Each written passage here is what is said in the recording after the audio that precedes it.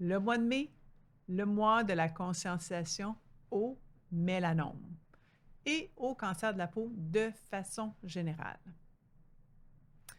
C'est le mois de mai, le soleil sort, brille, on pense à la crème solaire.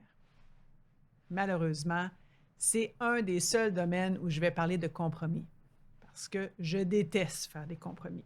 Mais au niveau de la crème solaire, on n'a pas le choix. Ce qu'il faut comprendre et accepter, oui, certaines crèmes laissent des sous-produits de dégradation quand on les expose au UV. Alors, les UV vont frapper les ingrédients qui se trouvent dans un produit, même protecteur, et ces ingrédients-là se transforment. Est-ce que c'est idéal? Pas du tout. Mais le mélanome non plus, ce n'est pas du tout souhaitable. Alors, voilà la réalité. Une femme sur 73 et un homme sur 59 auront un diagnostic de mélanome au Canada. On ne parle pas de cancer de la peau. Les carcinomes sont beaucoup plus répandus.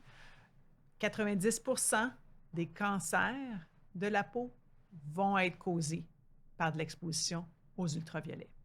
Heureusement, il y a un bémol, c'est pas tous des mélanomes.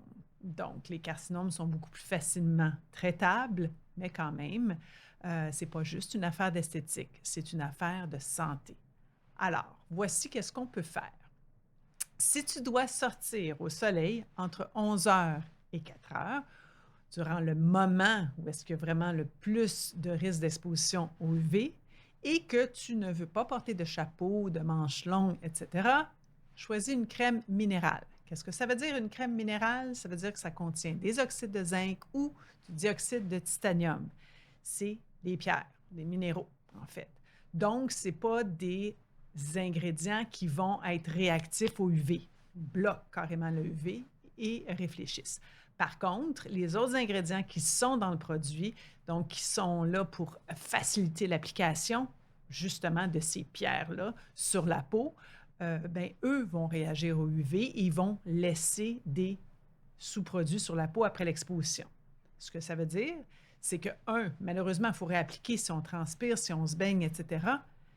Mais surtout, on doit retirer le plus tôt possible dès qu'on rentre. On donne une pause à sa peau et à son microbiote. En conclusion, la protection solaire, c'est de prendre soin de soi.